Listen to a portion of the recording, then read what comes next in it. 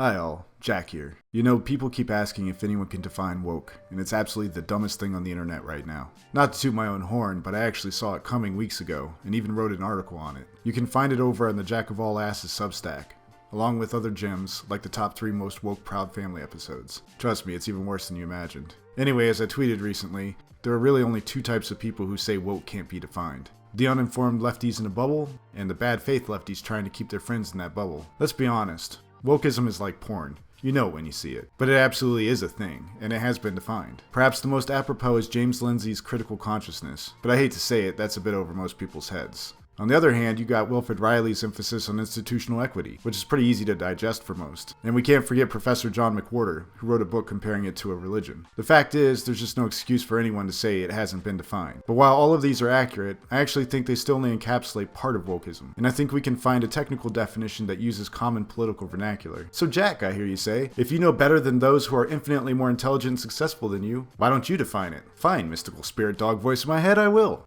Wokeism is left-wing zero-sum cultural and systemic identitarian collectivist activism. What the hell is even that? Okay, hear me out. I know that doesn't sound very appetizing. More like technical jargon a guy uses to slyly tell his girl about the venereal disease he picked up from a stripper named Candy. Nah, babe, it's just a little syphilis-adjacent serine urethral excretion. You should probably see a doctor.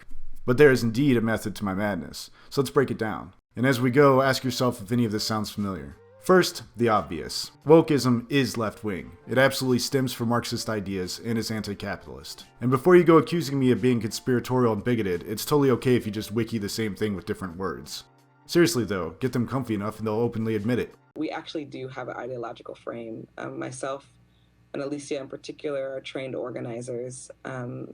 We are trained Marxists. Their worldview is entirely predicated on power dynamics, which they believe is zero-sum. That's to say, there will always be an oppressor versus oppressed dynamic, and the more the oppressor gains, the more that's taken away from the oppressed. The only solution is to take away from the oppressor and give it to the oppressed. Their focus isn't on just interpersonal situations. They see everything as an aspect of a system at play. See, that's partially why they want to redefine racism. I'm sure you've heard people use the new definition while explaining how black people just can't be racist. Seriously, you gotta love how matter-of-fact those people are too. Like, this was always the definition, you damn dirty bigot. Hey, did you know a black man can't just prefer a white girl? No, you see, he's been brainwashed to see beauty through the eyes of the colonizer. The woke are identitarian collectivists. They see in categories and oppose individuality. To them, you are your identities first and foremost. You are a poor, left-handed, fat, Indo-Chinese, genderqueer furry with a gimp leg from type 2 diabetes who happens to be named Bob. Oh, and sorry, model minority, you're still white adjacent. Back of the bus you go. Intersectionality is how wokeism crosses from just a discussion of race to damn near anything you can think of. But make no mistake, they want you to see race, sex, sexuality, etc., and absolutely want you to assume things about their lives based on these traits. They certainly assume it about you and your damn dirty privilege. You've got to do better, Senator. The last bit is something I think most of us who study wokeism tend to miss. These people are all activists. You can share woke content, but to really be woke, you gotta be doing the work. Do something with your white privilege. When Ibram X. Kendi says anti-racist, he doesn't mean someone who isn't racist. He means an activist who's applying his method to right the racist wrong of the world. They want their messaging in your entertainment. They want their books in your kid's classroom. These people aren't having academic discussions. Everything they do, from woke entertainment to DEI and ESG, is activism. And make no mistake, they are absolutely trying to gaslight all of us into thinking that this is progressivism. You know, the kind from the 90s and early 2000s. They act like this was always MLK's dream. And that's by design, because if they are exposed, the goodwill of old school progressives and liberals can't be exploited. If you want a really deep dive into wokeism, you should check out my first installment of an ongoing series on the subject over at Substack. But to be clear, anti-woke isn't anti-black. It's anti-affirmative action. It's not anti-gay or trans, it's anti-well...